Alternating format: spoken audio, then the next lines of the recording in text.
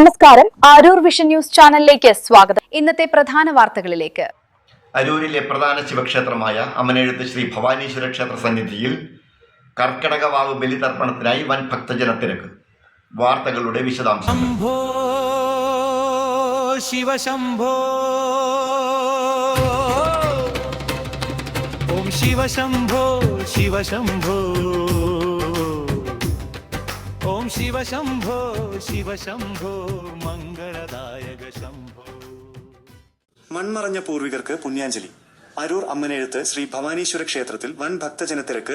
മൺമറഞ്ഞുപോയ പൂർവികരുടെ സ്മരണ പുതുക്കി ഭക്തിനിർഭരമായ അന്തരീക്ഷത്തിൽ കർക്കിടക വാവുബലി തർപ്പണം നടന്നു. അരൂർ അമ്മനെഴുത്ത് ശ്രീ ഭവാനീശ്വര ക്ഷേത്ര സന്നിധിയിലാണ് പിതൃതർപ്പണ ചടങ്ങുകൾക്കായി പുലർച്ചെ മുതൽ വൻ ഭക്തജനത്തിരക്ക് അനുഭവപ്പെട്ടത്. ക്ഷേത്രം ശാന്തിയുടെ മുഖ്യ കാർമ്മികത്വത്തിൽ ബലിതർപ്പണ ചടങ്ങുകൾ ഭംഗിയായി പൂർത്തിയായി. പുലർച്ചെ ആരംഭിച്ച ചടങ്ങുകളിൽ നൂറുകണക്കിന് ഭക്തരാണ് പിതൃതർപ്പണം നടത്തി തങ്ങളുടെ പൂർവികർക്ക് പുണ്യാഞ്ജലി അർപ്പിച്ചത്. ബലിയിടാനെത്തിയ ഭക്തർക്കായി ക്ഷേത്ര ഭാരവാഹികളുടെ നേതൃത്വത്തിൽ വിപുലമായ ക്രമീകരണങ്ങളാണ് ഒരുക്കിയിരുന്നത്.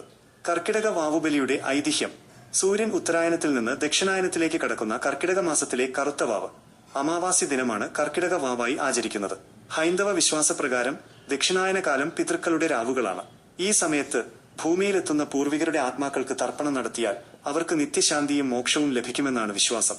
ത്രേതായുഗത്തിൽ ശ്രീരാമൻ പിതൃകടമ തീർക്കാൻ ദശരഥ മഹാരാജാവിന് ബലിതർപ്പണം നടത്തിയത് കർക്കിടക വാവ് ദിനത്തിലാണെന്നും ഒരു ഐതിഹ്യമുണ്ട്.